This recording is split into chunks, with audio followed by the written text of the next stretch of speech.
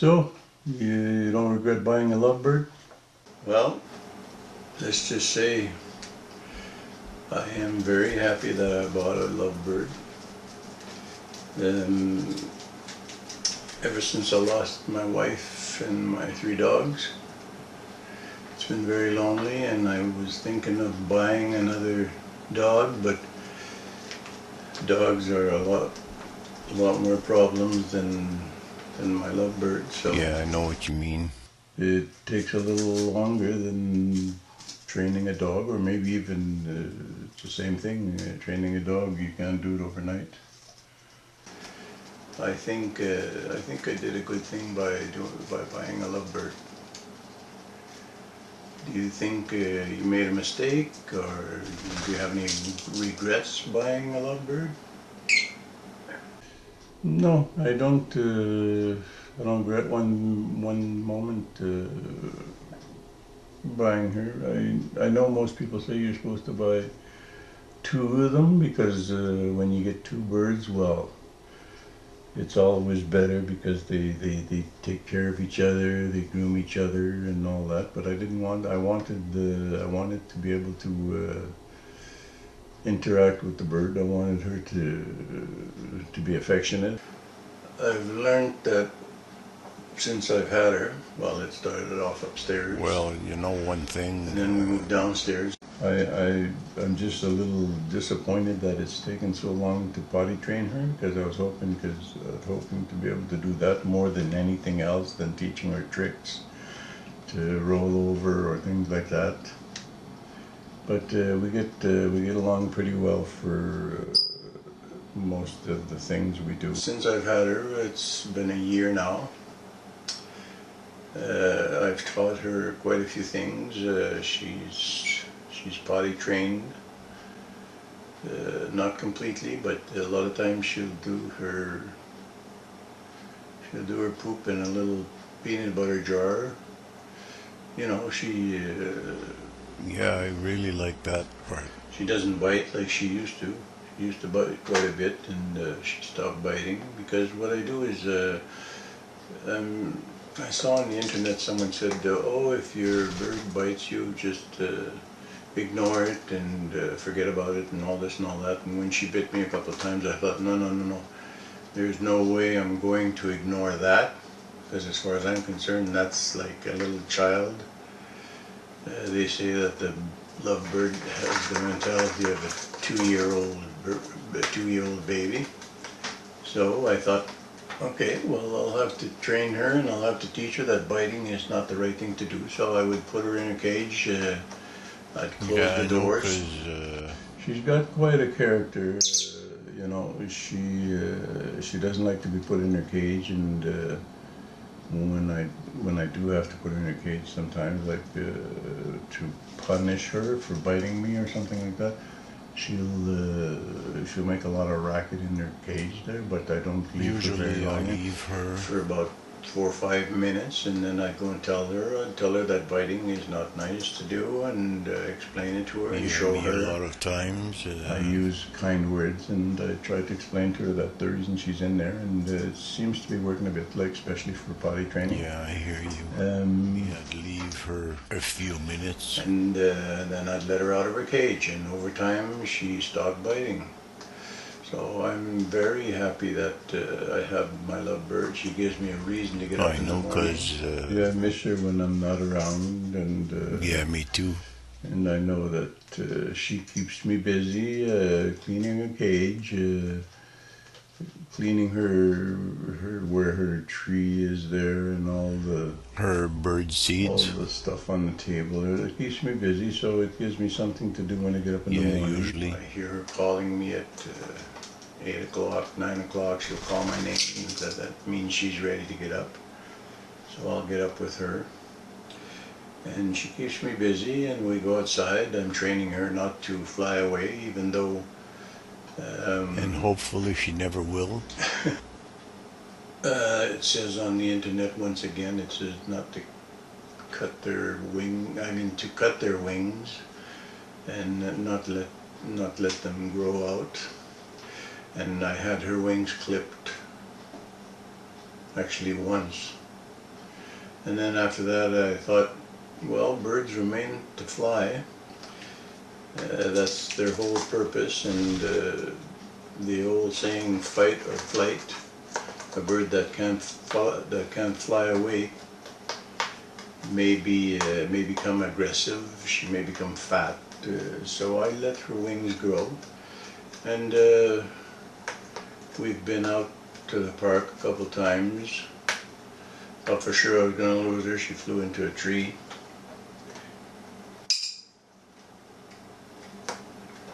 And I finally, 4 hours later, I managed to get her back, and she was pretty scared because I'd left the park. I came home because I was sure that I went there at 3 o'clock in the afternoon, and it's a soccer park. There's 2 soccer fields.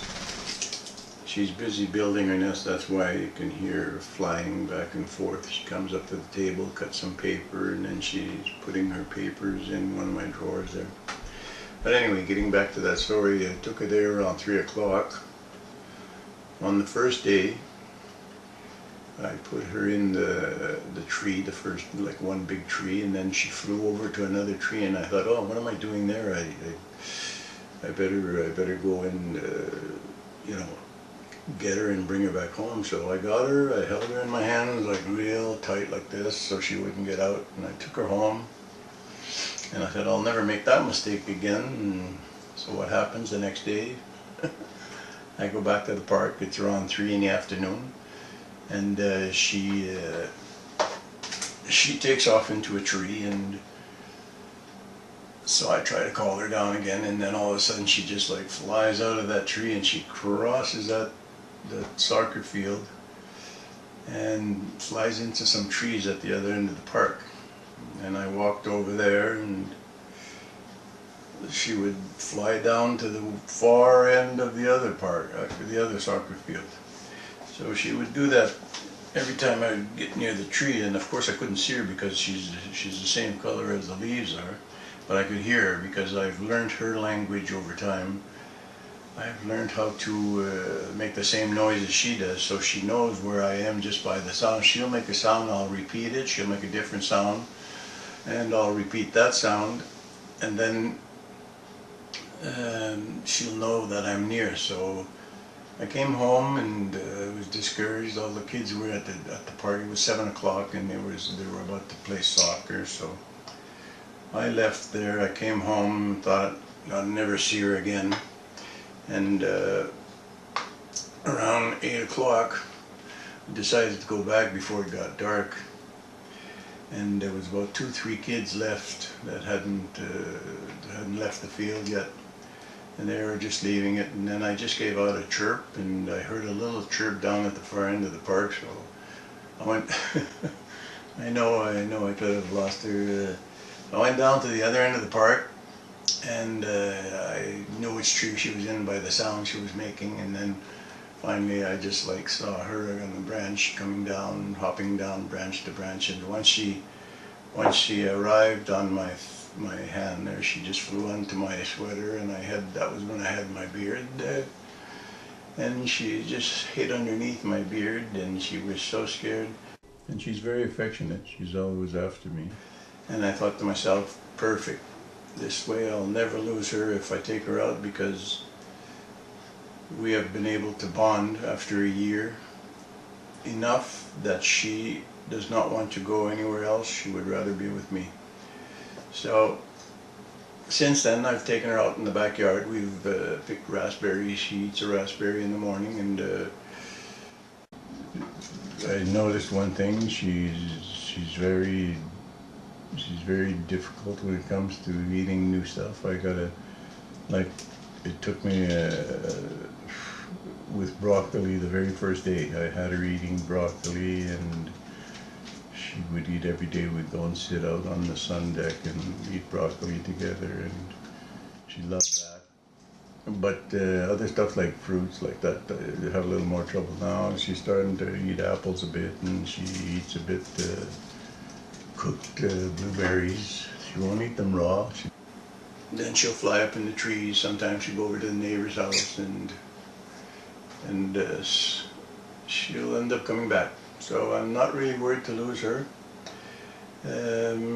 But like I said, I had to train her slowly. I would go out in the beginning, I'd just go outside, I'd walk into the backyard, and then I'd hold her on my finger, and then I'd come back in the house. The next day I'd go out, we'd go to the road on the driveway, I'd come back and go in the house. Sometimes I would set her on a branch and just let her play on the branch and that, and come back in the house. So she over time, she understood that we can go out together, but we have to come back in together. And so I'm very, very happy that I have her. And like I said, she's a very, very loving bird. She's a loving lovebird. Every once in a while she'll come and see me, and she'll just hop up on my finger and give me a kiss. That's my girl. She just gave me a kiss now from far because she's busy cutting paper for her nest. So I'm doing good. Unfortunately, everybody I know, nobody seems to like my bird, and that's the only thing that worries me. If ever I was to become sick or something, she would definitely, and I had to be hospitalized, she would definitely die from being lonesome, because I don't know what she would do if I was to leave. I have never left her overnight yet. I've gone out for 6, 7, 8 hours at a time, and I've come back home.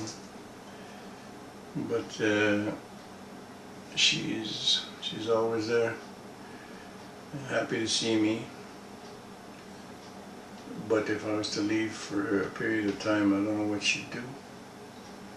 And I don't even want to think about it. And I just hope that I'll be able to find somebody who cares about her enough, who would be able to take her, so I wouldn't have to worry about her and she'd get used to that other person. But so far, nobody's interested. We'll find someone. But I guess you gotta be a bird lover. You gotta be a lovebird bird lover for that to happen. So that's it. We're having a great time together, and I enjoy it. Oh, me too. I wanted her to be affectionate. I wanted her to think that I'm her best friend, so this way we could do stuff together, and we do.